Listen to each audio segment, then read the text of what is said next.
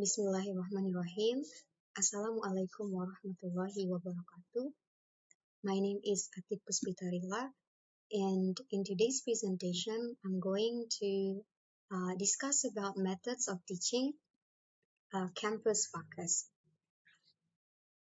I would like to start this presentation with a statement from Bates 2019. He stated that there is no rule that says that teaching methods are driven by the theories of learning. If we see the teaching practices today, most of them are based on the apprenticeship models of teaching, um, which is based on the teaching models from one's own teacher, and then gradually refining them with our experience and without paying attention to the theories of learning, of how the, the learners actually learn. And each of the perspective of teaching, each of the perspective relates to the theories of learning and help to drive methods of teaching. And for the first part of today's presentation, I'm going to discuss about 5 perspectives on teaching. And my presentation later on will also relate it to these 5 perspectives on teaching. According to Dan Pratt in 1998, who studied 253 teachers of adults across 5 different countries, there are 5 qualitatively different perspectives on teaching. The first one is transmission. So transmission here means the effective delivery of content, which is based on objectivist approach. The next one is apprenticeship, modeling ways of being, learning by doing under supervision. The third perspective on teaching is called as developmental, by cultivating ways of thinking based on this perspective is based on constructivist and also cognitive approaches of teaching. And the fourth one is nurturing. It is done by facilitating self-efficacy, which is a fundamental doctrine of connectivists um, for the massive open online courses, which is available for individual who wants to study. And the next one is social reform. This perspective on teaching focuses on seeking a better society. And for the next one, let's take a look at the origins of the classroom design model. So this design was taken more than 150 years ago, and it represented the social, economic, and political context of the 19th century. As we know that in the 19th century, there was industrialization, and then also the needs to fulfill the employer's need because of that industrialization era, as well as the demand for equality in education, which means the universal access to education. So that's why this design has been made 150 years ago. And if you try to compare that with today's situation in today's society, our society has changed a lot, and teaching and learning in the present day is still strongly influenced by institutional structures developed many years ago. So, therefore, we need to examine which of the methods built around a classroom model are still appropriate in today's society, especially in this digital age. For the next one, let's discuss about the transmissive lectures, learning by listening. The term lecture itself comes from the Latin and it means a reading.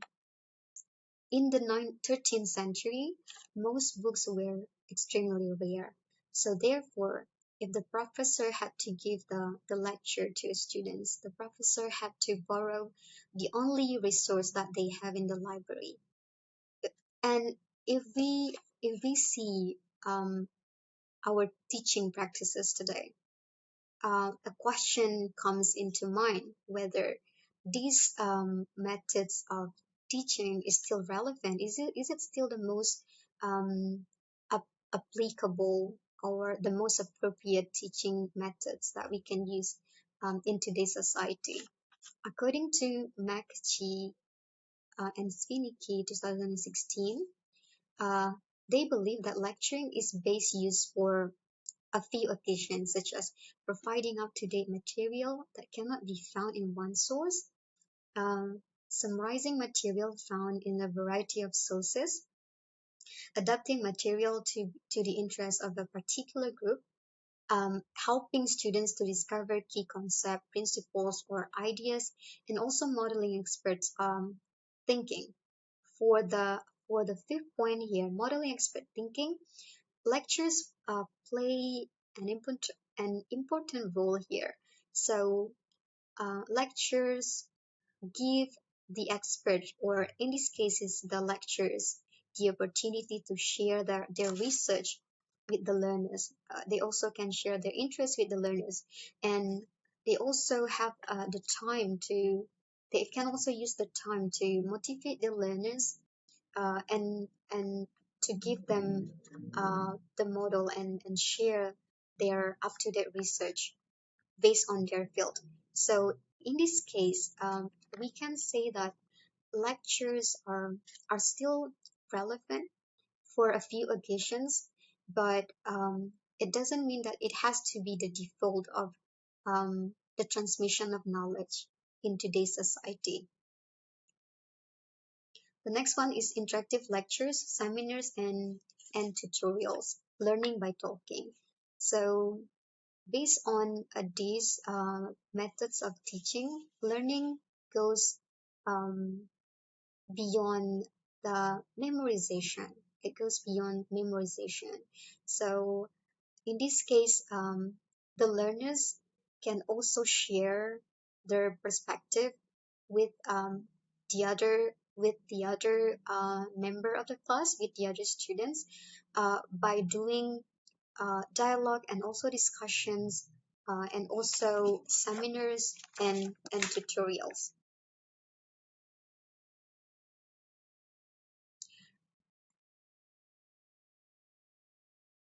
The next one is apprenticeship, learning by doing. I'm going to discuss about the advantages and also disadvantages of apprenticeship, learning by doing. Teaching and learning are deeply embedded within complex and highly variable contexts, allowing rapid adaptation to real-world conditions.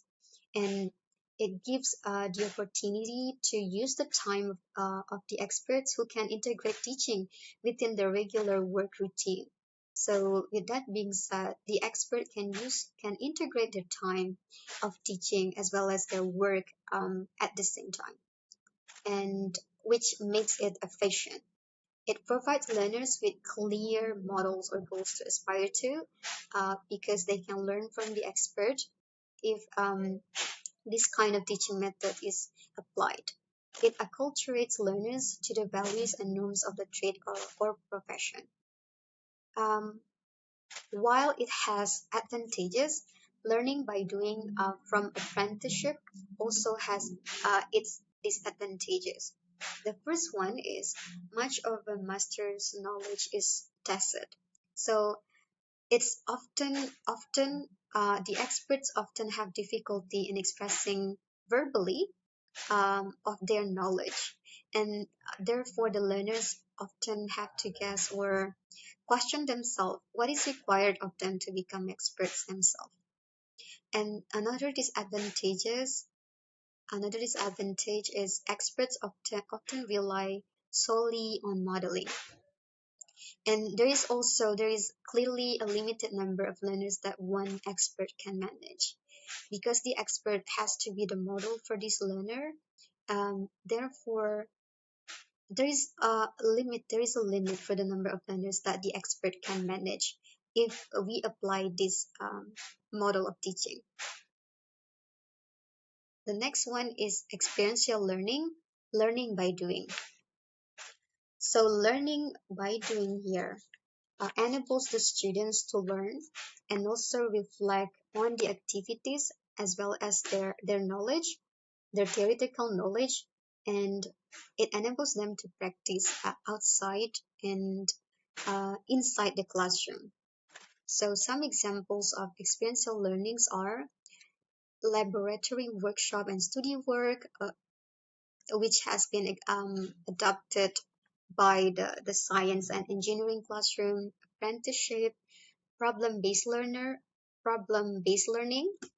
with the goal um, to to solve a problem and learning at the same time, case-based learning. Uh, Another example is project-based learning, um, where the learner can learn at the same time while doing a project. Inquiry-based learning. So in this kind of learning, usually the tutor facilitates and guides the learners in order to learn about a certain topic. The last one is cooperative or work or community-based learning. So here, the learners usually learn from each other and cooperatively learn together and based on the topic which is being discussed. So for experiential learning itself also has its advantages and also disadvantages. Some of the some of the advantages are highly engaging for the students because here they have the chance to learn while doing at the same time. It leads to better long-term memory, leads to deeper understanding. They also have the opportunity to develop skills for digital age such as problem solving and critical thinking, as well as improving their communication skills and knowledge management. According to Krisner, Sveller, and Clark 2016, learning by doing also has its disadvantages. Um, Mostly, it is often unguided, and then even though um, they already practice while learning, while having experiential learning teaching model, lower basic science exam scores, uh, it is still the problem. Longer study hours, especially for problem-based learning, and another disadvantage, especially for problem-based learning, it is more costly when we compare with the other teaching method. The next teaching method is called the nurturing and social reform models of teaching, learning by feeling. The best way to understand this is to understand the role of the parents.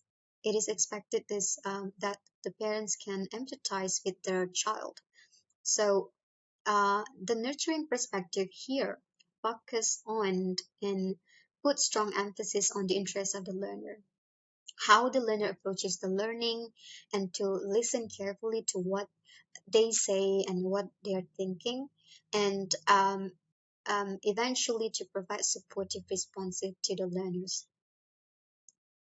The next one is the social reform models of teaching. This is also part of learning by feeling. So teachers holding a social reform perspective, they're most interested in creating a better society and view their teaching as contributing to that end. So the teachers who has this perspective, they are interested in creating a better society that they are, and they are um, we can say that they are an agent who contributes to that goal. So the reason why nurturing and social reform perspective on teaching are important is because they reflect many assumptions or beliefs around connectivism, with the belief that the learners can connect to each other and also learn from each other. The use, for example, is the use of advanced technology to support learning webs such as the massive open online courses. Now we have come to the strengths and also weaknesses of the nurturing and social reform models of teaching, learning by feeling. Nurturing and social reform perspectives work well for adults, while for the nurturing itself, it works well for young children. It is also has been adopted in advanced corporate companies such as Google, and connectivists reflect both approaches to create webs of connections. and it is also effective when the learner is well educated and already have good prior knowledge. With that being said, if the learners they haven't had good prior knowledge yet, it means this model of teaching cannot be applied. It is not applicable for that case. The next is the weaknesses for the nurturing and social reform models of teaching learning by feeling, because teachers in the nurturing approach puts the demands and needs of the learners first while denying their own identity and needs. So in this case, um, teachers are strongly nurturing the students, and therefore they put the demands and the needs of the learners first. And nurturing is driven by a very strong belief, and sometimes other educators might not share the same belief. This is also one of the weakness from the nurturing and social reform models of teaching. The next one is teacher needs to spend a great deal of time to identify individuals' needs, because these models of teaching uh, pay really pay attention to the individual's needs and also their readiness to learn, and eventually to build supportive environments for them. Therefore the teacher needs to spend a great deal of time. I think it's not only time, and the teachers also needs to spend energy in doing so. And there might be a conflict between what learners identifies as personal needs and the demands of society in digital age. What's really important here is what they have to learn, the standard that they have to learn, which is based on the society demands when they have to, when when they finish school, for example, and they have to work. um, Sometimes there might be a conflict between what they think as their needs and also the demands of the society in digital age. From this presentation, there are some takeaways that we can get. Number one is no single method is likely to meet all the requirements teachers face in digital age. So um, we are we are living in an era where technology, where we can use technology as tools and also the medium to solve the problem. In this case, it's the problem that we face in teaching learning process, and it is widely accepted that no single method is able to meet all the requirements of the teachers. So, with that being said, a variety of teaching methods can be applied in order to meet the students' need in this digital age. Forms of teaching fit better with development of the skills needed in a digital age, such as conceptual development. It needs more dialogues and discussion, knowledge management rather than information transmission, and experiential learning in real world context. The combination of conceptual, practical, personal, and social skills in highly complex situations that are needed. So this is it is highly recommended to combine different teaching methods in order to fulfill the demands of the society. Um, and then the next one is nearly all of these teaching methods are media or technology independent. Therefore, they can be used both in classrooms and also online. The conclusion that we have just discussed bring us to the end of this presentation, and thank you for listening, and I'm really sorry for the mistakes. Assalamualaikum warahmatullahi wabarakatuh.